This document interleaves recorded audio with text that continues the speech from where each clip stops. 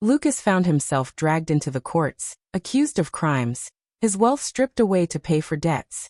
Amal, who once carried herself with poise and control, had withered into a frail version of her former self, exhausted, cut off from others, and quietly drowning in despair. When our divorce was finally settled months later, she came to me. Her once confident tone faltered, her voice trembling as she said my name, Magnus. Her eyes searched mine, filled with regret. I know I hurt you. But was all of this truly necessary? I met her gaze, my face cold, as immovable as the steel towers rising above Geneva. You made your choices, Amal. Choices carry consequences. Her eyes glistened, tears spilling as her shoulders caved beneath the burden of her past. She said nothing more.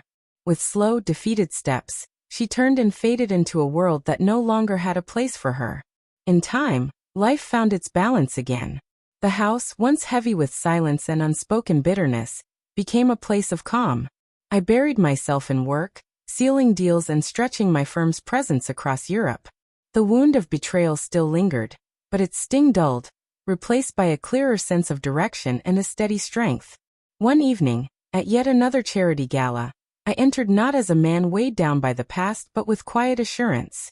As I moved through the crowd, a gentle tap on my shoulder drew my attention. I turned to meet a woman whose presence radiated elegance and calm. Mr. Adler, she said warmly, her tone both refined and sincere.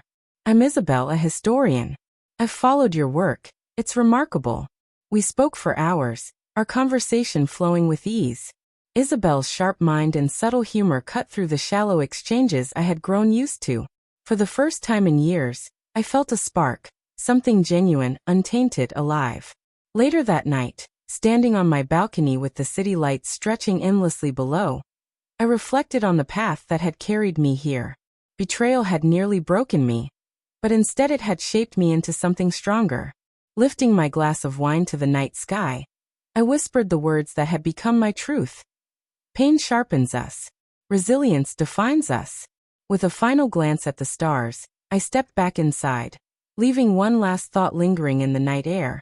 Betrayal can break a man, but renewal has the power to rebuild him.